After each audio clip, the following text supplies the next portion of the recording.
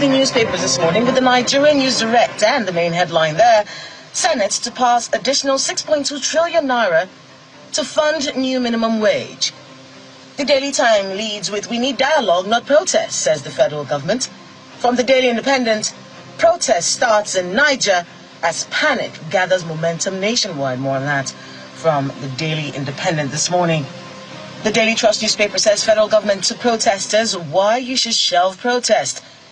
Offers to sell 50 kilograms of rice at 40,000 naira and asking students to remain on campus while the National Assembly convenes emergency session and the EFCC begins probe of sponsors. That is from the Daily Trust newspaper this morning. The Vanguard newspaper leads with hardship. Nigerians have a right to peaceful protest, and that is from the presidency. As pro-government rallies rock Nigeria and the federal government begins to placate youth to avert protest. And the IGP, of course, summoning Mr. Adegberuwa. We're seeing that also in our conversations today on the program. The Blueprint newspaper, the Inspector General of Police deploys DIGs, AIGs, CPs nationwide. And the NSCDC, 30,000 personnel. 36 APC state chairmen mobilize counter-protests in the local governments and wards, as well as grievances being addressed, according to the federal government. Action no longer necessary. That is from the Blueprint newspaper. And we're seeing also from the Blueprint this morning, the federal government okaying the sale of crude oil to Dangote and others in Naira, saving $7.32 billion annually. We're going to be having more on that conversation in the course of Sunrise Daily this morning. The Nigerian Tribune, the National Assembly to hold emergency session on that planned protest as the countdown begins. From the Guardian newspaper, refiners get crude for Naira deal amid fuel scarcity, SIM blockade fury. More on that from page 6 of the Guardian newspaper. And then New Telegraph. The Inspector General of Police orders police protection for protesters as Senate calls for emergency session. That's from the New Telegraph this morning. You can get a lot of those stories from the New Telegraph from pages 2, 3, 4, 8, 26, and 30. And of course, you're seeing at the bottom plate there, Tinubu signs new minimum wage bill into law. Those are the newspapers this morning on Sunrise Daily.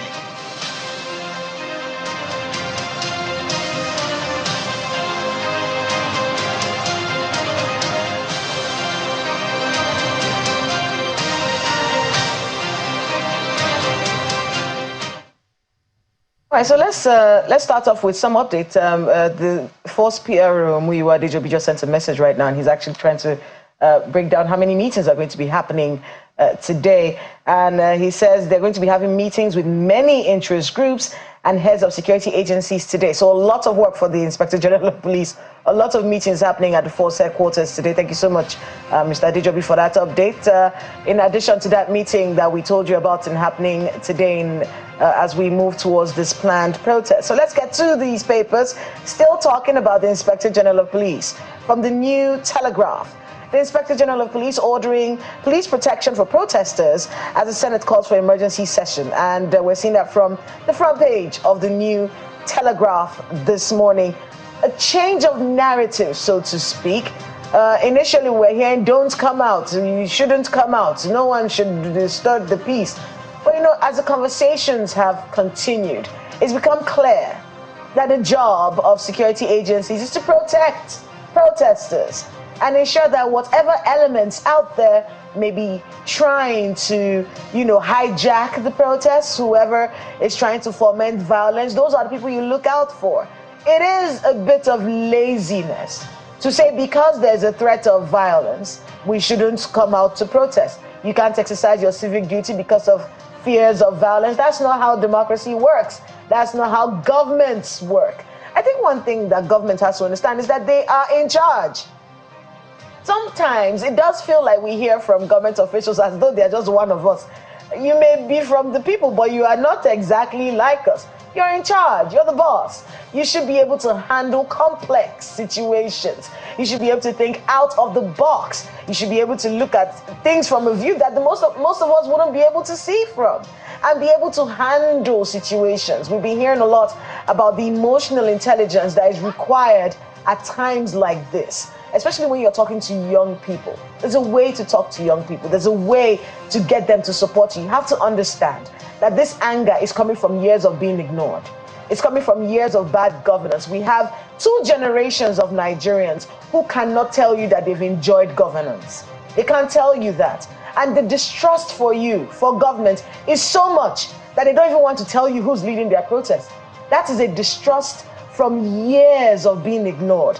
Now you have a lot of work to do. We understand that the Tinubu administration is just a year and a few months in office, but then that's why you are government. You're supposed to be able to handle this complex situation.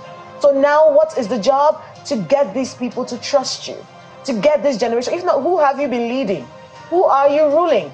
You have to be able to get young people, get Nigerians to trust you and listen to you and be able to negotiate with you as years go by. Narratives such as, don't do this, you can't do that. You can't talk to people who you haven't earned their trust yet. You can't talk to them like that. They will not listen to you. Nelton, what do you make of that story?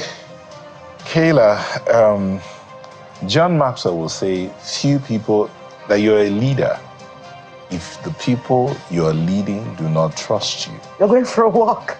Because when they do trust you, they'll walk with you. Now, the political class, our leadership system, or our leaders today need to understand that the citizens are not out to tear you down. They're not out to unseat you. All they want is they want to know that you do care about them. Nobody cares how much you know or how much you make. All they want to know is that you care about them. The Nigerian people want to know that their leaders care about them. And I do know that Nigerian leaders care about the Nigerian people.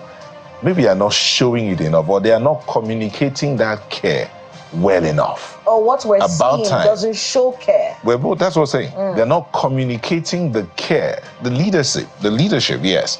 You're not communicating the care you care for your people. You're not communicating it well enough. And please, it is not by giving out patents. No. The Nigerian people are easily led. Nigerians are easy. Someone said Nigerians have a problem with remembering. They don't remember things. They throw it into the sea of forgetfulness. The moment that challenge is taken care of, Nigerians will just take whatever you had done to them, throw into the sea of forgetfulness. But you see this thing, communicate your care to the people and they'll follow you. But I think this is where we'll have to end the look at the dailies today. Someone said we'll be back in a moment. Just stay with us.